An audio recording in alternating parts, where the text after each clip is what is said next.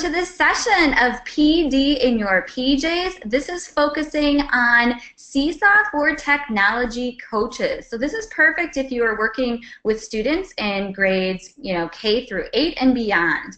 We have a great tech coach with us here today, but before we get into the presentation, I just want to remind you that we are recording this session. So because you registered, you will get the recording and the slides as well after the webinar. Also, you'll notice that there is a control panel for you where you can type in questions throughout the webinar, and I will be here trying to answer them. Just note that our presenter, we will probably spend time at the end answering most of the questions. So talking about introductions, let's let you know who's talking to you here. I'm Angela. I am the community lead here at Seesaw. I'm a former kindergarten teacher, so I have taught kindergarten for 15 years. 2 of those years I was using Seesaw with my students as they were developing and creating the app. So my passion for Seesaw has brought me to where I am here today. And Deb is our amazing host tonight. So Deb, I'm actually going to turn this presentation over to you, and I know that you will do an amazing job introducing yourself and all the great work that you do with your teachers.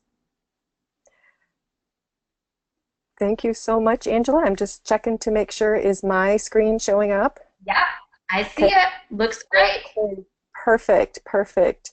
Okay, I am so excited to be here tonight. Sharing my experiences using Seesaw with our teachers here in Northeast Iowa. So I am an instructional technology integrationist. So I have to tell you a little bit, I'm scaling back a little this year. I have been with Keystone AEA for the last 11 years of that. Keystone is a state-funded service agency where I have been working with 23 public and 29 non-public school districts all in Northeast Iowa, but and with tech coaches and all of those buildings. I'm scaling back a little bit, and I am working part-time as an instructional technology coach at a local school district this year. So I'm so excited to have a little time off and yet be just with one building for a while. So I'm going to tonight, throughout this session, share some of the examples and what I've learned from those 11 years as a technology coach and working in the classroom with teachers all throughout Northeast Iowa. So the plan for tonight is our focus is coaching. I'm going to talk a little bit about the flow of coaching with examples. We're going to do some hands-on interaction. I'm going to talk a little bit about using the SAMR framework with Seesaw and how we've used that in our schools here in Northeast Iowa, and then more examples, more tips, more ideas. Why our teachers love this app. So this is really the 3rd year that we've been using Seesaw here, and I'm just so excited and honored to be able to share what we've been doing. I think some of us, we had one of our schools start even before Seesaw was on the iTunes app. We were kind of partners in learning and developing this app. So that has been a really exciting thing for me. And why do we love Seesaw? Because it works. It just works so well on just about any device that you have. It's our workflow situation. It is our solution. It's just such an easy app to use, and it's so amazing because our students can create on an iPad or any device, send it to the teacher, and then they have it within seconds. So it's just been our workflow, such a wonderful solution. And that immediate access, I have teachers tell me when when we're doing a learning session and I show them they've created something and I have them send it to me as their teacher, and how quickly it's there. It is just amazing. They love it. It's so easy to learn, both for students and for teachers. And of course, you have students who figure it out, even though the teacher is still the instructional leader in the classroom. So we've done different things with students, working with coaching rotations within the classroom, helping the student learn how to use Seesaw as a part of that rotation. We've had some of our instructional coaches and tech coaches teach the students outside of class and have like a little genius bar, and then they are the helpers with Seesaw in the class. So there's different ways that you can help students get started with that, but oh man, they pick it up so quickly. Seesaw is just amazing for documenting growth and student learning, especially as we are moving towards standards-based education. The tagging feature that Seesaw has is just an excellent way to document all the information that you need. And then, you know, 21st century skills, the 4Cs, it's just incredible for that, for capturing all of that information from kids and that learning. And Seesaw supports and listens. From the beginning, I think Seesaw has been built by teachers. They listen to teachers. They have such an amazing support that I really haven't seen in other apps. So for us at Keystone, for the past few years, we have been using the Diane Sweeney Student-Centered Coaching book as our guide for our learning. And we use it to work on those two questions. What do we hope and want our students to learn, and what work samples or data do we want to collect to inform our work? And this is where Seesaw has become so important for us. We use it for professional development or professional learning, and as a part of our PLCs. We use it to gather and document student evidence. And then as we get together in our PLC groups, we go to our Seesaw professional learning classes, and then have those discussions, put those artifacts in there, record our thinking, share our professional learning with each other. So it has just been a really great tool for that. And when you have teachers in there, either as students or teachers, using Seesaw in that way, when they go back to use it in their classroom, they're just that much more comfortable using it with students. So I'm going to talk a little bit about the flow of coaching, and this is adapted from James Flaherty, Coaching, Evoking Excellence in Others. This is a little bit loosely paraphrased. I kind of took this and made it my own while continuing to implement with fidelity. So first of all, we'll talk about relationships. We're going to talk about recognizing openings, that shared focus within the school and grade level groups, classroom content, and then ongoing conversations. So relationships are just so crucial, especially at this time of the year. We're getting started in our schools. We want to start out right within that school culture to build the trust and respect that is so important to have a good coaching relationship. And this is going to be our first hands-on activity. So what we're going to do is, hopefully you have grabbed another device. So you maybe are watching this on your laptop. Grab either your phone or your iPad or another device, because what I'm going to have you do in just a second is log in to Seesaw as a student. You may need to sign out if you're signed in with your teacher account. And so remember, you're going to sign in as a student. So if you go to either seesaw.me on the web or open your Seesaw app on your device, I will put up both the QR code in just a few minutes and the text code, so you can sign in either way, whichever works best for you. And you know, this is just, I love this so much. It's just, teachers can't believe how easy it is to get into this class. So here is your text code and the QR code. If you have your device, your phone, your iPad, your other devices, use that QR code. The text code is posted right here. Now, if you are a person who is getting this presentation a couple of days from now, that text code will not work. It only is up for an hour. It's only available for an hour. But you can still use the QR code to join our class. So I'm going to give you just a minute or so to do that. And then we are going to I'm going to go right over into my class and we'll get started. Now remember, be thinking about what are your tips for building relationships. What are some of the things that you do that have worked really well? It might be something big, it might be something small, but that's going to be our first hands-on. I'm going to ask you to share one of your tips. Okay, I think everybody maybe has had a chance to get into the class. I'm going to pop over to my Seesaw class, so I'm opening up a new tab here. And I'm just going to mention what a treat you are going to see if you haven't looked at Seesaw since last May. Some of the updates that Seesaw has done. This is what your screen looks like now. If you are new to Seesaw, then you're just going to be delighted by Seesaw overall.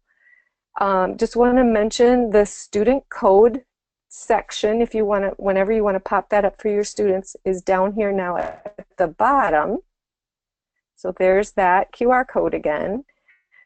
And to add an item, what you will do is click the plus, that nice big green plus that's up here for everybody to see. Now I'm in here as a teacher, so I have two options here. Either post a student journal or send announcements. Announcements are another really delightful, functional, wonderful new tool that Seesaw has added over the summer. But we're going to choose post to student journal. So go ahead and choose that. You can choose any tool that works best for you. I am just going to choose a note. And remember, the topic is, what are your relationship building tips? So I'm going to just choose a note. And I think I have something saved. Oops. Oh, I got to grab something that I have saved to post.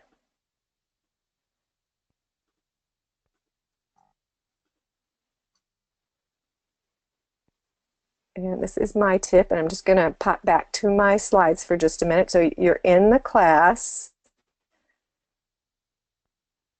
Think about your relationship building tips. You're going to click on that plus, choose any one of those tools, and then we're going to send it to the teacher. Okay, so we'll walk through that back in my class. So my relationship building tip is to do those little things for teachers that might be outside of the coaching box, but they help teachers understand that we're all in this together to help students, doing whatever it takes. You know, and it might be creating a Seesaw account for teachers for the first time. They're new to Seesaw, adding their students just to help them get started. Okay, so now I'm going to model sending that to the teacher. I'm going to go over here and click that green circle with the check mark. And I'm just going to click that again. I'm going to choose, in this case, relationships. See how I have created some students that I kind of use as organizational folders. So I'm going to click relationships. And then now I have an actual folder created. I'm going to click that again. And now it's uploading and my teacher has it. Now you'll notice if you see my screen down here, I have 7 unapproved posts. And that is because as my students submit, as the teacher, it's up to me to take a look and review and approve those before they're posted for others to see. So I'm going to take a look at some of those. And awesome. One of my relationship building tips is to greet students every morning. Absolutely. Oh, perfect. Thank you for that photo. Coffee. Coffee. Yes. Always bring a little hug in a cup. I love that. I try to form relationships by sharing interests with teachers outside of school. Absolutely. Those are all such good things. Stop in the morning to say hi, start a conversation about them, and help in any way I can. Yep. Awesome. Visit teachers and introduce myself. Perfect. I'm going to approve all of these.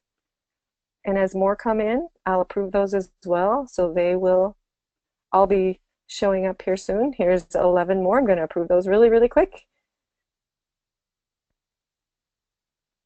Yep, keep it easy and fun. Here, I'm just going to approve all to get started. Absolutely. We are all so busy. We want to just get started quickly. Okay, I've got a couple more to approve. Thank you so much, all of you, for submitting your tips. Absolutely perfect. And then I'm going to quickly go back. So what I just did there, I started by creating my post. I chose a note, and then I chose that green check, a folder with either my first initial in it or that relationship student folder, and then the green check, the folder I created with student relationships, and then that green check again. So sometimes it seems like a lot when you think of it that way, but students learn this really quickly and learn how to submit really easily. They're really used to that. So if you could either submit in the relationship student journal that I created, or in any student journal that starts with the first initial of your first name, whatever works. We'll see all of those. So send those to the teacher, and I see some of you have already been submitting. I'm going to take a look back and review a few more as you are submitting those ideas. Show that you care, listening and patience. I know sometimes as instructional coaches, we have so many ideas and we're so excited and we want to rush into the classroom and start talking with the teacher about all our ideas, but it's so important to listen and know what it is what their goals are and what they want to work on. So thank you to all of you who have posted. I know as you continue to post, I will continue to approve those, but I'm just going to pop back over here and continue on with the slides so we can get through all the other information we have. So actually, that trust is just an essential feature in getting started with instructional or technology coaching. One of the quotes from John Flaherty are that the relationships are the beginning point of coaching and its foundation. So it's just become abundantly clear that that trust is the very first important thing that you need to do. And it's based on respect, competence, personal regard, and integrity.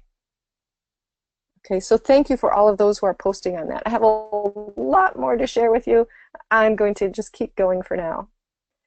So the second piece of the flow of coaching is to recognize openings.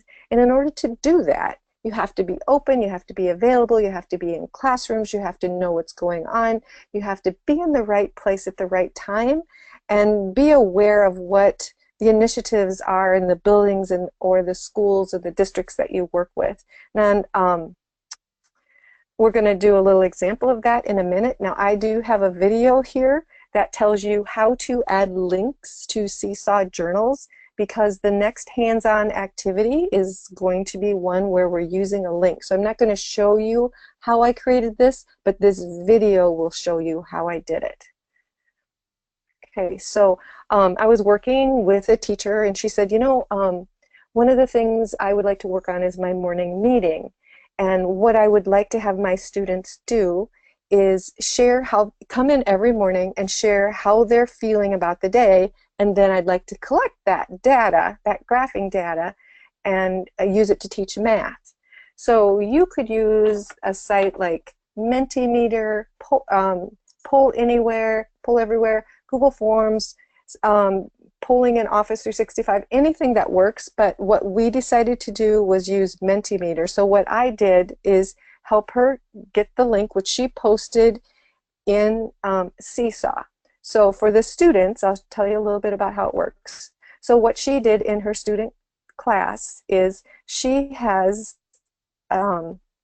created some student journals over here. If you look here on the right, and one of them she put just a period at the beginning and called it assignment, so it's always up at the top, and that's where she put the link for Mentimeter. So if you go back to my class, if you are still in my class, go ahead and click on assignments, that assignment student journal right here, and you'll see the very top one is the Mentimeter link. And what I love about this, as a teacher, you can put in links to websites.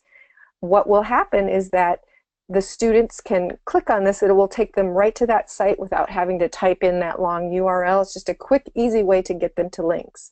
So this teacher, on her whiteboard, she'd have the Mentimeter graph that I'll show you in a minute, and then every morning when the students would come in, they would click on this link. So if you are in my class, go to assignments. The very top one is voting with Mentimeter, and you will need to use this code 4182. I'm going to click on the link. On a laptop, it'll open up another tab, and it will look like this.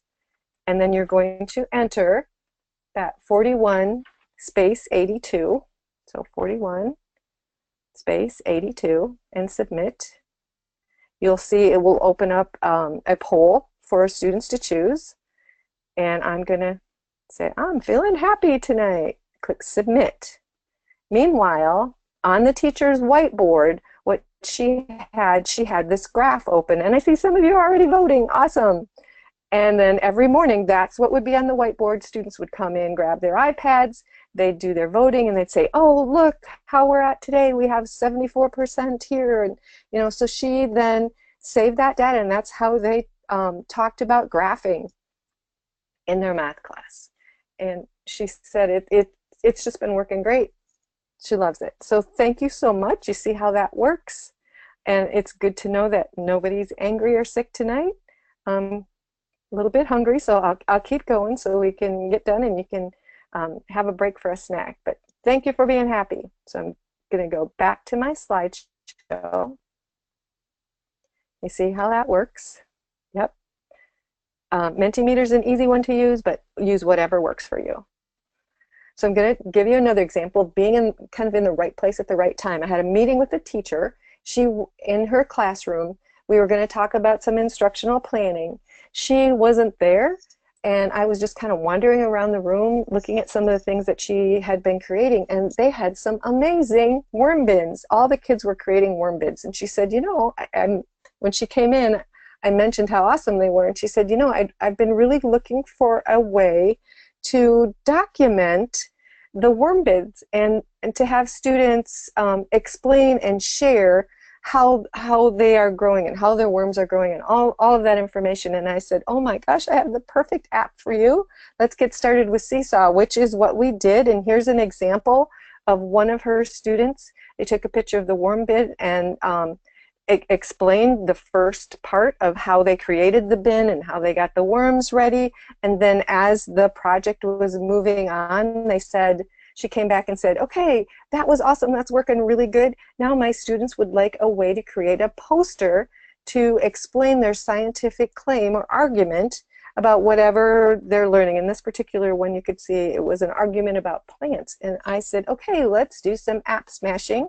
And by app smashing, I mean use another app and then share it through Seesaw, smash it together with Seesaw.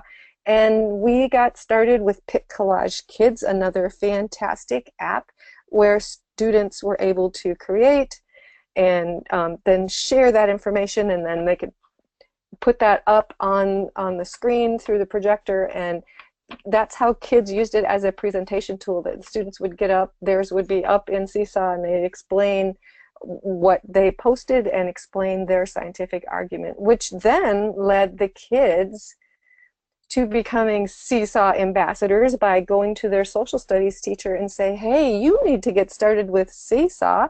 The project that we're doing right now would be perfect for Seesaw. So we got that teacher started as well, and you know, it's just been going on from there. Other ways that we've been using Seesaw is with lit circles and for some STEAM days, or STEM or STEAM days that I'll show you a little bit more about coming up. But be aware of your school's shared focus.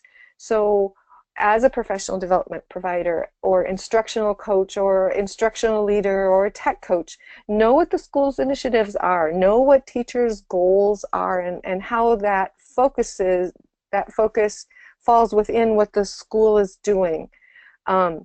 So within that shared focus, with a group of tech coaches I was working with, they wanted to be able, when doing a coaching cycle or meeting with their teachers, have a framework for talking about technology, which is why we chose to go with the SAMR model or framework to have that discussion.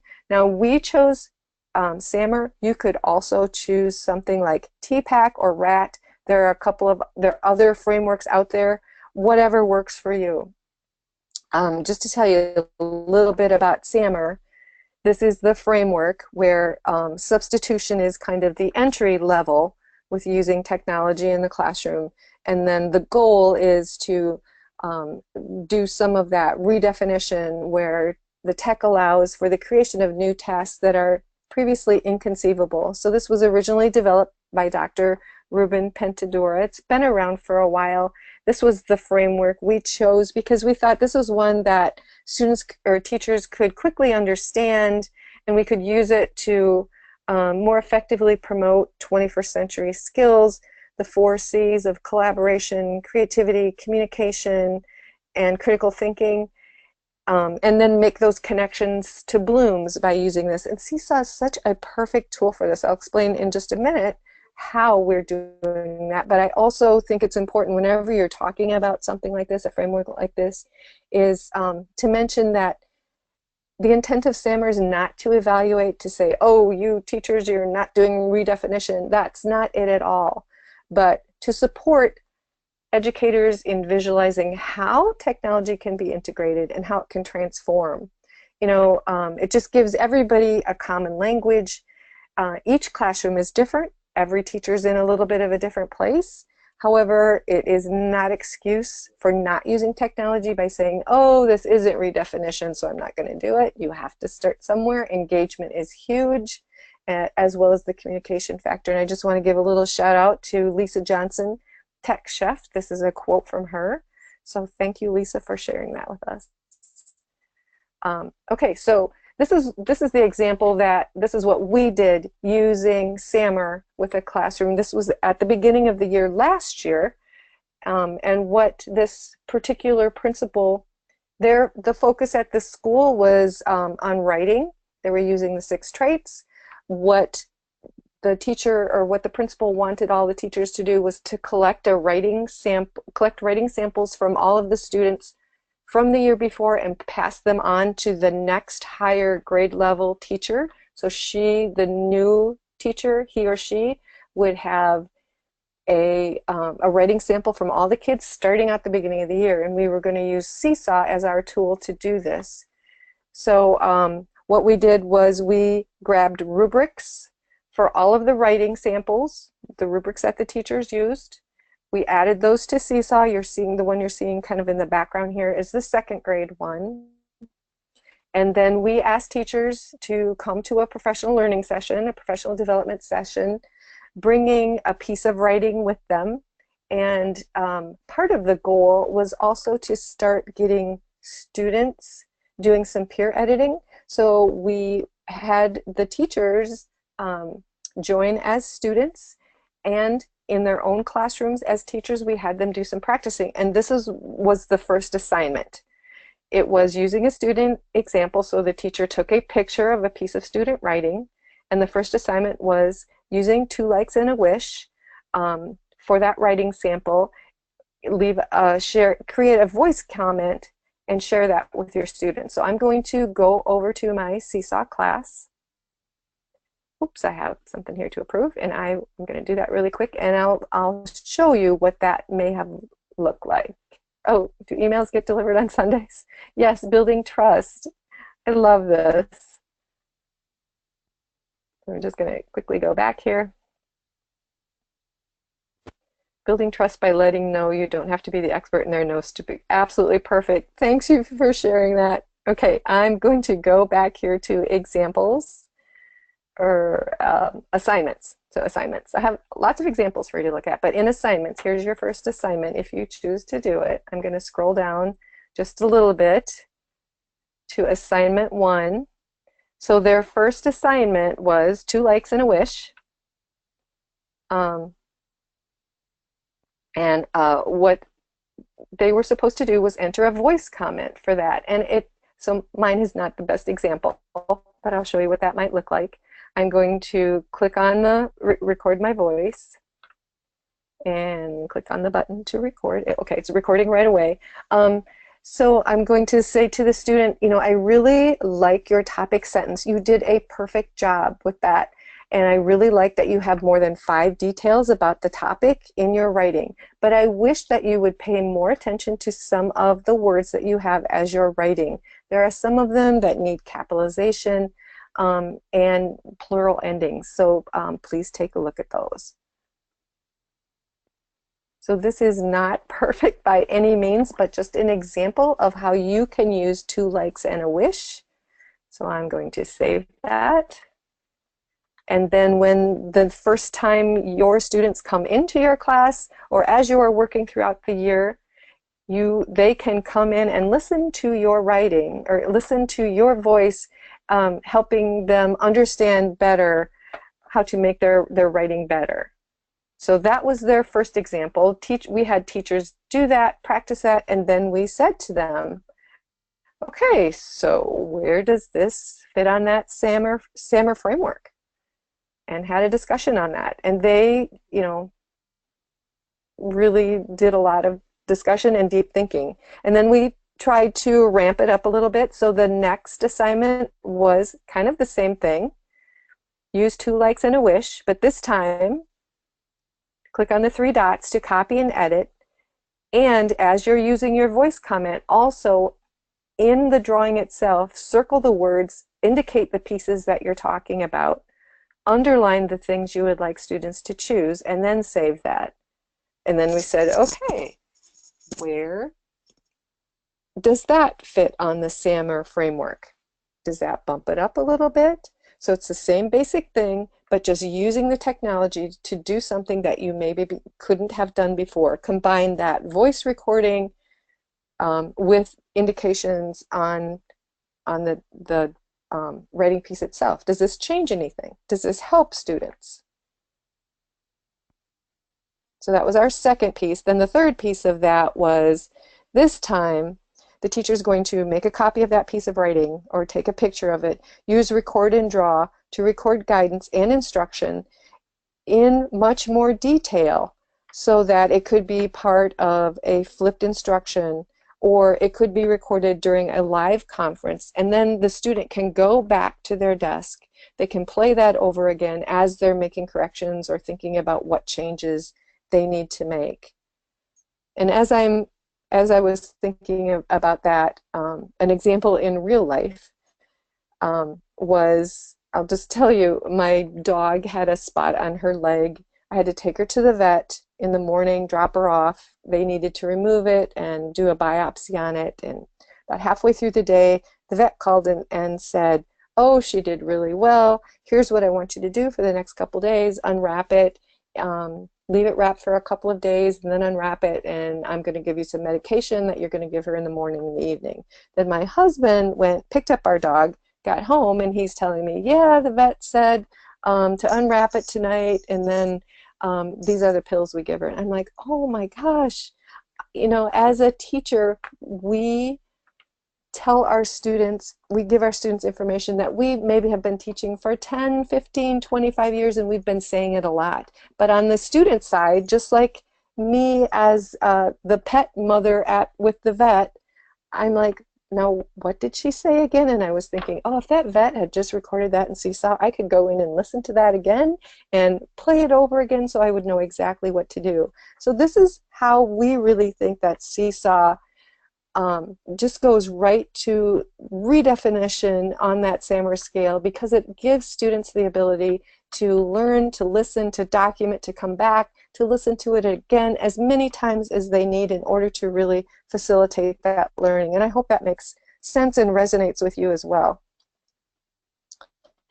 If this is something that you would like to do with your teachers, and what our next step then after that was, so the next time that we met with various groups of teachers, what we did was put this question up for each of the pieces of SAMR.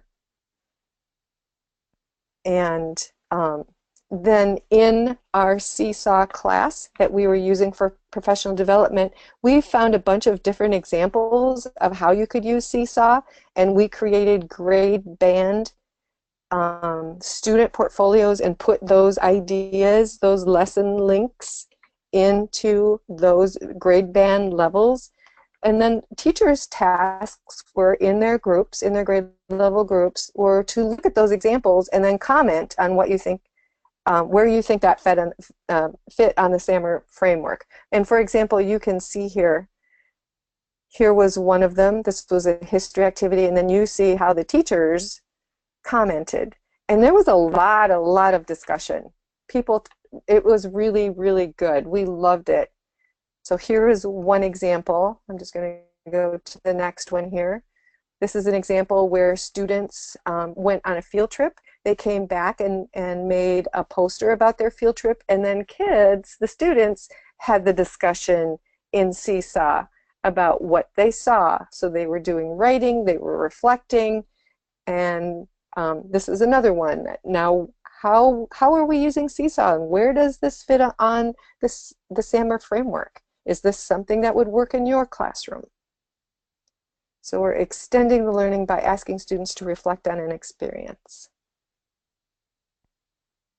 Okay, and then the next one, what the example here was, and when you get the slides, you see the link here, you can click on some of these links and view and listen to the actual examples where you know, students are learning about the states.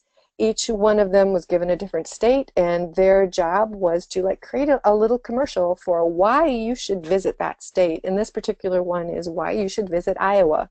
So they're giving voice to an object and sharing it with a larger audience. This is something without the technology you couldn't do, and without Seesaw you couldn't do easily, because Seesaw is so easy and quick to learn. And what a fantastic way to create and then share with parents and that larger audience. So that's a way that you can use Seesaw and use that SAMR framework.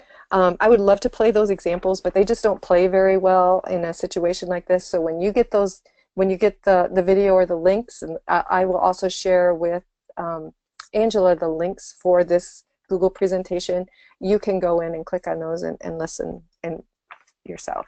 Okay, so where are we?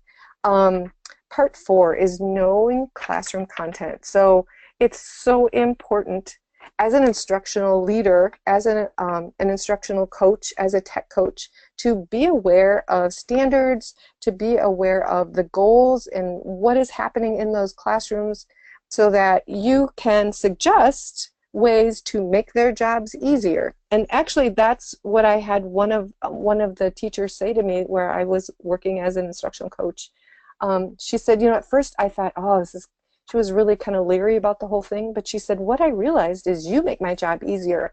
I don't have time to go out and look for all the best resources, but when I share with you my instructional goals, we partner together, and the things you bring are so useful and helpful to me that it makes my job easier. So that's something that you can do by knowing that. And I'm just going to mention thinking about what is coming up and how you can use Seesaw. For example, this was a small reading group where the tech coach, it was the first day, the teacher was so excited about getting started with Seesaw, but the tech coach wasn't able to make it to her classroom. So she said, you know, that teacher said, I'm just going to go ahead and get started. She didn't even have the kids' names in Seesaw yet, but she had it was a one iPad classroom. She had the iPad up at the reading table, and she, as the student read, she recorded them and entered their name right at that same time. And she said to me, you know, this was the moment where I was totally sold on Seesaw. It was her very first day using it. She said, I have a student who is always skipping words.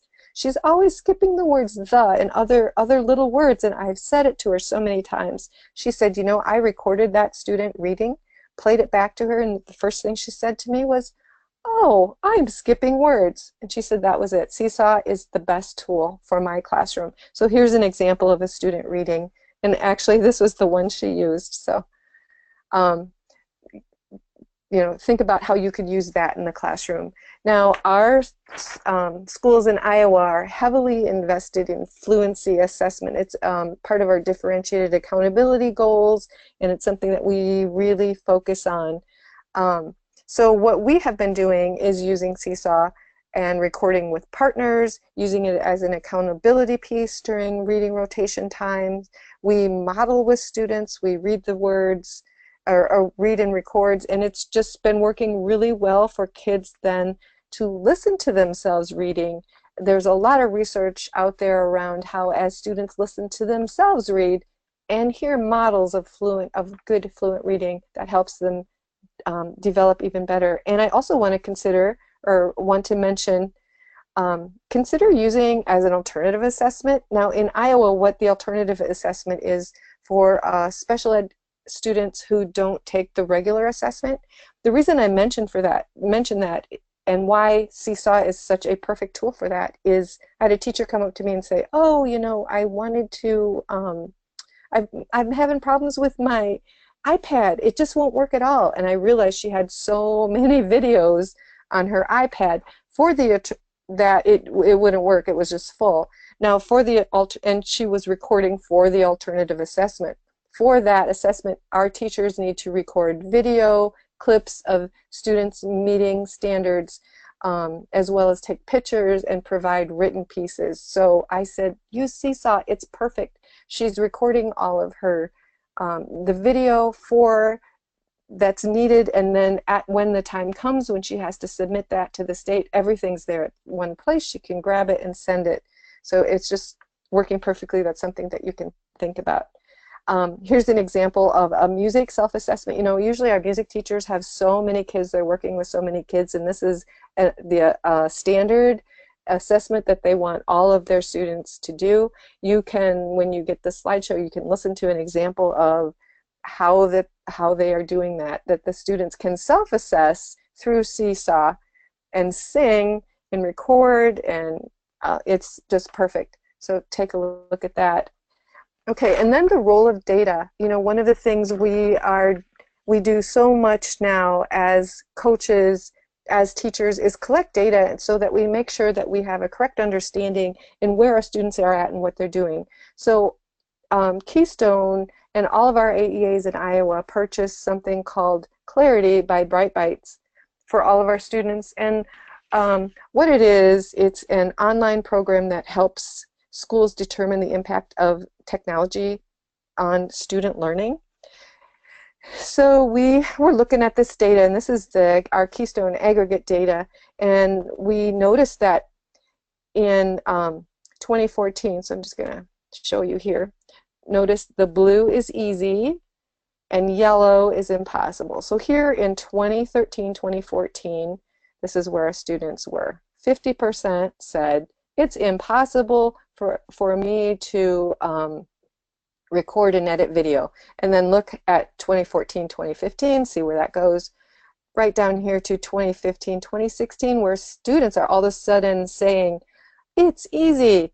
And up here to 2016, 2017, where 85% of our students say this is something that is easy to do. And it was like a great aha to us, because we're saying, you know what, I think this reflects our use of Seesaw and iPads in our classroom, how kids realize how much easier it is to do. So we decided to focus more on helping kids partner read.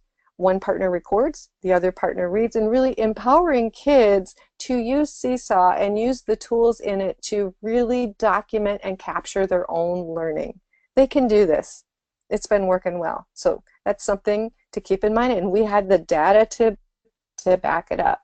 Now, think about flipping your center rotations with Seesaw. I'm not going to play this now because it just doesn't show up very well when I play it online, but this particular one on the left, this is the teacher instructions. So students would go into the student learning journal that the teacher created that might be assignments for the day, listen to that, and then listen to the student response as a result of what the teacher asked the student to do, and think about what can you learn from that response as the teacher. It's really amazing. So take a look at that when you get a chance. Think about flipping. And then awesome labels. Labels are just so awesome. Seesaw came out and added that feature last spring, I think. It seems like now that we've had it forever. I love it so much. But this is something relatively new, added by Seesaw, and I'm just going to tell you, I was doing a professional learning session with teachers. I think it was fourth grade, and I don't remember exactly which grade level it was, third, fourth, fifth, round in there, and I had my ideas of what they might like to do with Seesaw. I showed them the new label thing, and a couple of the teachers in the group turned to themselves and said, "Oh my goodness, we can use this for learning about the human body." They were learning about joints and hinges and muscles, and they said this was perfect. And these were the examples they made at that moment during that learning that they could use and share with their students to help them share their learning. So be willing to go with the flow and let teachers brainstorm and say, here are the tools, what works best for you?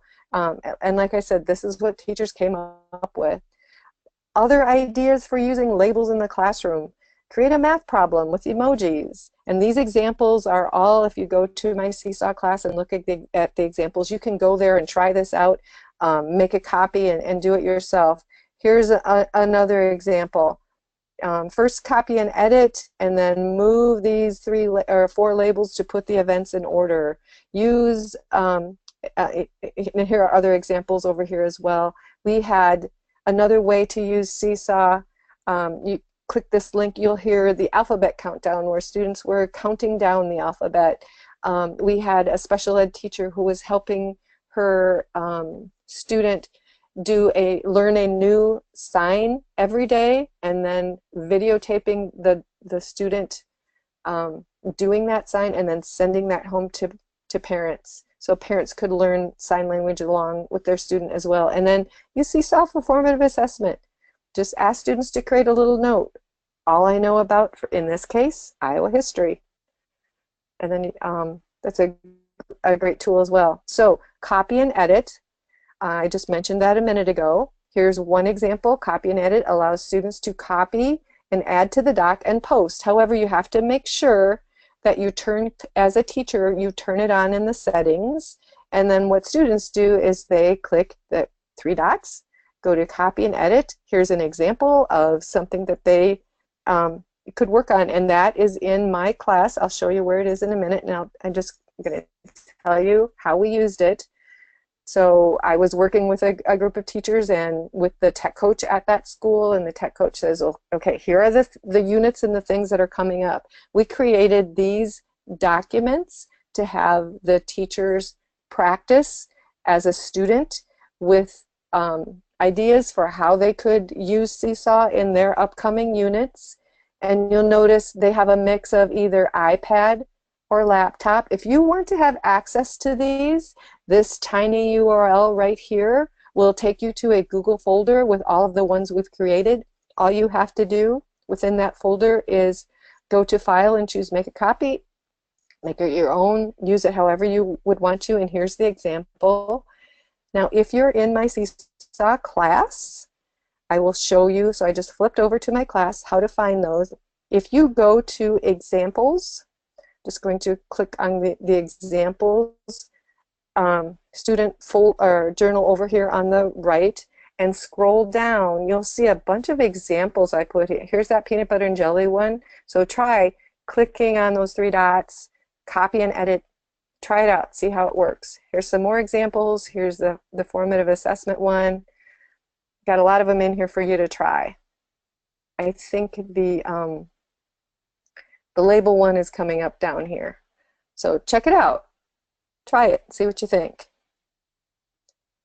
Moving on, book snaps, awesome book snaps. So that's something I just got started with last spring, and I just need to give a little shout out to Tara Martin for coming up with that idea. So exciting. So go to Twitter, do hashtag book snaps. You'll find tons of ideas, but basically it's just a way to interact with text. So if you're looking for an idea as a tech coach to kind of refresh Seesaw, you've been using it for a while, ask teachers to create a book snap. So by interacting with text, you snap a photo of your favorite book, express your ideas, add an emoji, use your voice, share with others. Seesaw is a perfect example. Here's a class example. There are teachers examples here. I'm just going to show you a few more. Students snapping examples of books and sharing that with their class, with their teachers. And I know I had some tech coaches who said, oh, we are going to do Battle of the Books. This will be perfect. So here's some examples, a great way to promote and continue to use Seesaw in different ways. More examples of book snaps. So our last coaching, part of the flow of coaching is having those ongoing conversations and collaboration, communications with teachers, and celebrations. So back to our data. I think I mentioned this before. I found this really, really interesting that teachers reported feeling rewarded for integrating technology into teaching, and that it was getting really, really low. So if you look at the blue is always, gray is never, and look at where that goes. Here it says in 2013-14, they never felt recognized, never, and then it's starting to drop, go down. I think the reason that teachers maybe don't feel this way, I think it's a wake-up call for us. I think we need to explicitly document, share, and celebrate how our teachers are implementing technology. But I think it's kind of this. So George Couros, technology will never replace great teachers, but technology in the hands of a great teacher can be transformational. I think we're getting to the point where we just expect the technology to embedded and to be awesome. But I think we need to have explicit conversation about how we're using it, what we're doing it, what tools work well, and Seesaw is so fantastic for that. And we need to communicate with colleagues and share those successes, because teachers learn so well from each other. They know what works in their class and they're able to share that. So moving on, because we're starting to run kind of run low on time, use Seesaw as a PLC, a PD tool. I think we talked about that already, but I just wanted to reaffirm that. Here's an example where teachers were doing that, and one of them kind of had an aha and said, oh, I can share with my students in my student class the same way. They were using an Office 365 and said this would be a great way to have all my students post their documents in Seesaw, and then they'll all be in one place. Seesaw blogs are so amazing and awesome, and the easiest way to create blogs out there. Some ways that you can use them as a tech coach at your school. Use them to add to your Makerspace resources. So the first one here, this one that we used at Keystone for all of the special events, the special STEAM or STEM events that we have with students, we documented all of the learning going on there, and you can see some student examples. I had a school use it for their 10th anniversary celebration where we did all kinds of special learning, and we documented it all and shared with parents. I had a school use it for a Grandparents' Day where the students, this was at a one-to-one school, where the students taught their grandparents the kind of things that they're doing in the classroom every day, and they shared that, documented that. They created visual memories in Seesaw, and then that was shared with all the teachers in the school, the students, and the parents as well. So think about how you could use it for special activities. That communication with parents is just so critical, so important, and so amazing in, in Seesaw. So here was a teacher who just got started. You see those awesome posts you get that tell you how they're doing, and she kind of graphed. She did a little poll with them and said, how are you doing? This is the response, that they're almost 90% of them said they were able to see their students' growth through Seesaw, and here were some of the questions that she got from them. So, you know, think about that parent connection. Rethink your newsletter. Seesaw is a way that you can save time, send, and be more clear with communication by having Seesaw, using Seesaw as your newsletter with parents. For example, you send that paper home with students, and parents maybe don't really know how to use it. In your newsletter, you can explain, you can say, here's the document that I'm sending home, and here's how I'd like you to use it. So keep that in mind as well. Now, this time of year, we're getting started with the school year.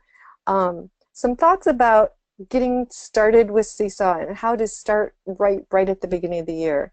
So start simple. Start with a need. Do little pieces at a time, and then give teachers a little bit of time to think and try it in their classroom. Come back together and say, how did it work?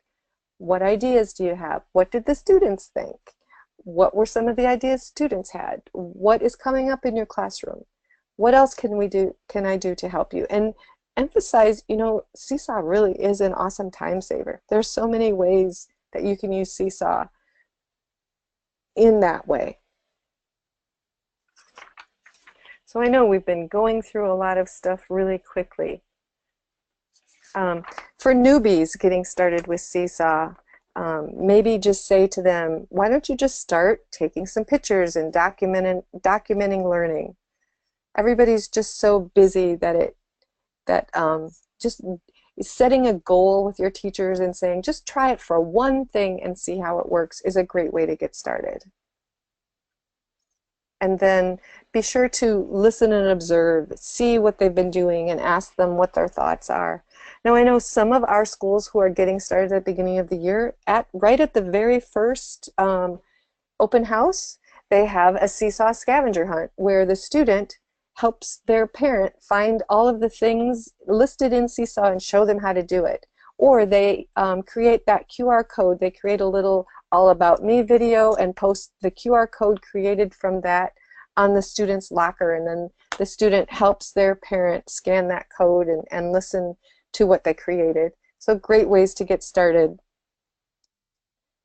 Now think about what's coming up in your classroom or a classroom you support. Pick one, share one, choose any tool in Seesaw, maybe one that you haven't already used, and share your idea.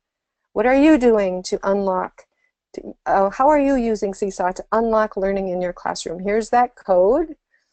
So scan that code, go back in class. I see there's a few more posts I'm going to review.